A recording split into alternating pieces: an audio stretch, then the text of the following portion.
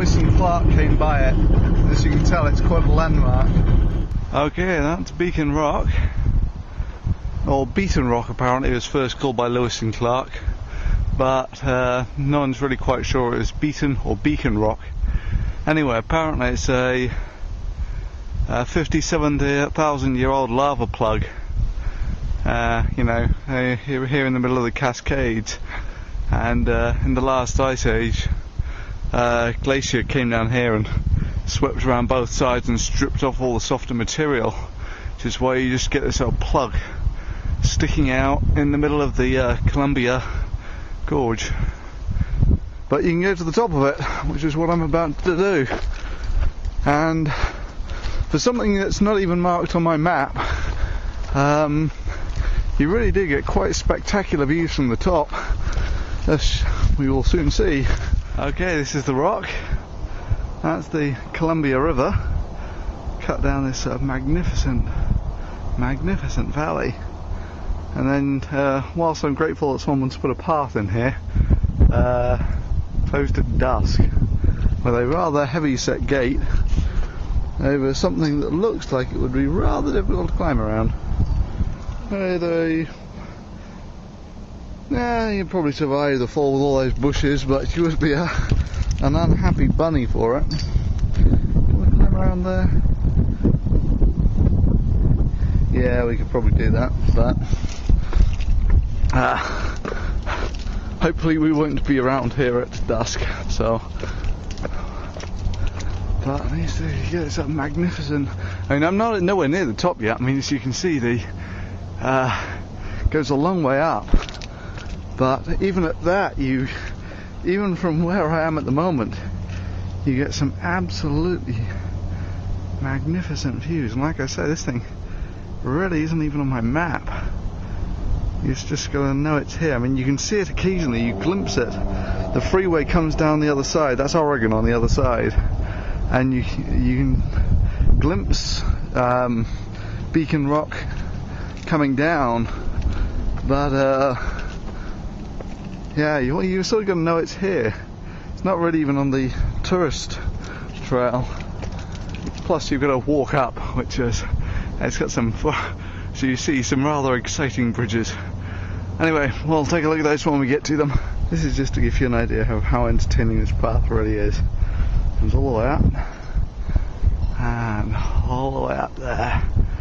In the good old days, I think there was just a cable going along here, and you took your chances. Now, there's a nice path.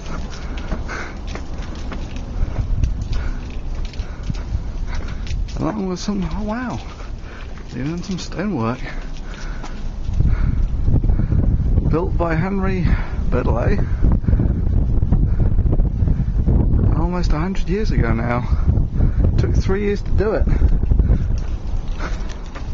Well, obviously some of this has been upgraded since, but nonetheless you can see it's quite an exciting path.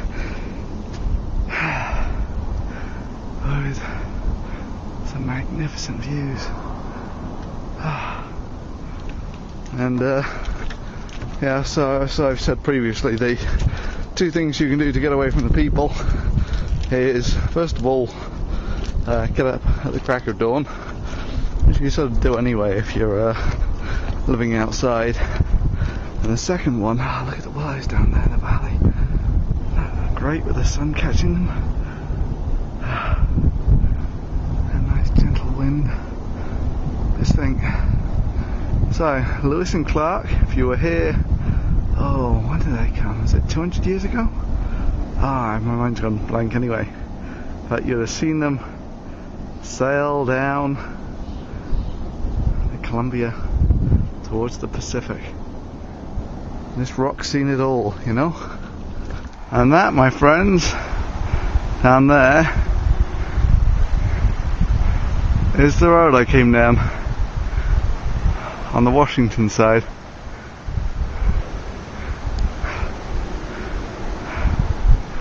And that's what the view looks like. So you can tell I'm fairly near the top now. And in fact, I think I'm very near the top.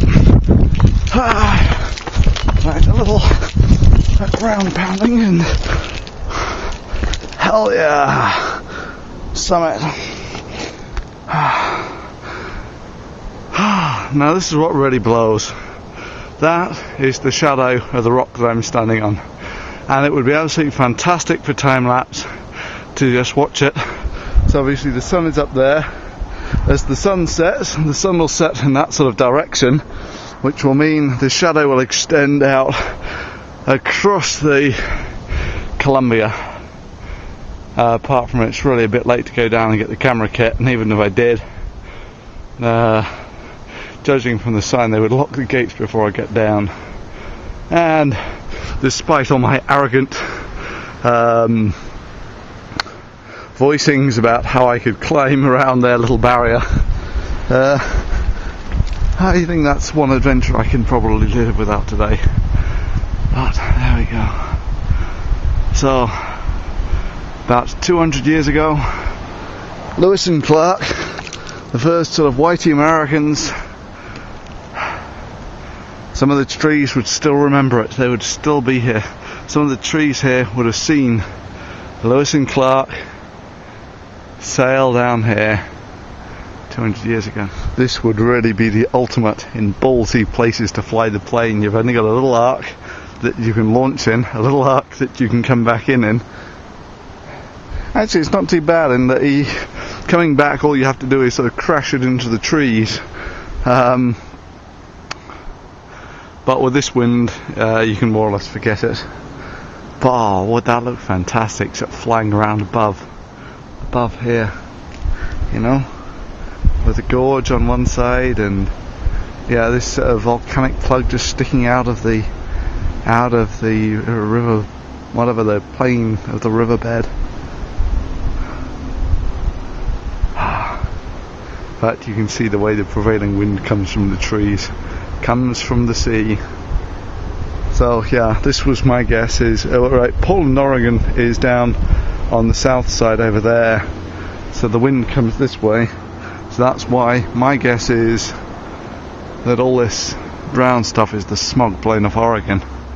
It's a bit of a shame actually. You can hear the freeway. The valley acts as a sort of acoustic chamber, so you can hear really quite well the freeway on the other side. The tyre noise.